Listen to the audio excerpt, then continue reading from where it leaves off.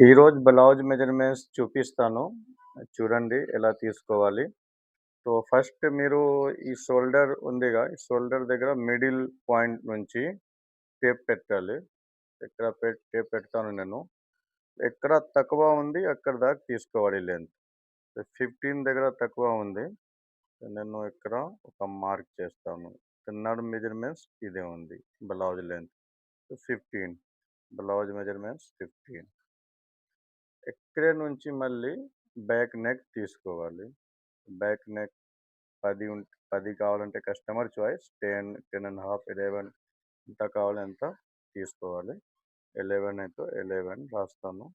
Back neck ఇది. అప్పుడు ఇది వేస్ట్ ఎంత ఉంటది. ఇక్కడ నెక్, బ్యాక్ నెక్. అయితే నేను ఇప్పుడు ఆర్మ్ హోల్ ఎలా తీసుకోవాలి చూపిస్తాను. ఆర్మ్ హోల్ ఇలా తీసుకోవాలి. 17 వచ్చింది arm whole. 17. Front neck same ఇక్కడ మిడిల్ పాయింట్ నుంచి తీసుకుంటాను. సో, ఇక్కడ మిడిల్ 8 వచ్చింది. 8, 7 ½ కస్టమర్ చాయిస్.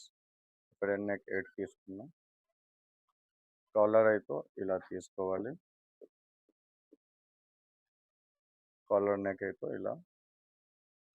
చెస్ట్ అయితే మిడిల్ పాయింట్ ఇలా మిడిల్‌లో టేప్ పెట్టాలి. చెస్ట్ మిడిల్‌లో ఇలా పెట్టాలి. 38 వచ్చింది చెస్ట్ సైజ్. నడుము 15 దగ్గర నేను తీసుకున్న బ్లౌజ్‌కి లెంత్ 15. అక్కడే నడుము వచ్చింది. నడుము వచ్చింది 30 ½ బ్లౌజ్ మెజర్‌మెంట్స్ ఇలానే తీసుకోవాలి మీరు అందరు.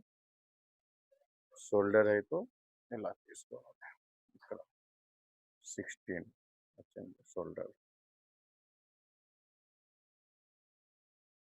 16 ఓకే.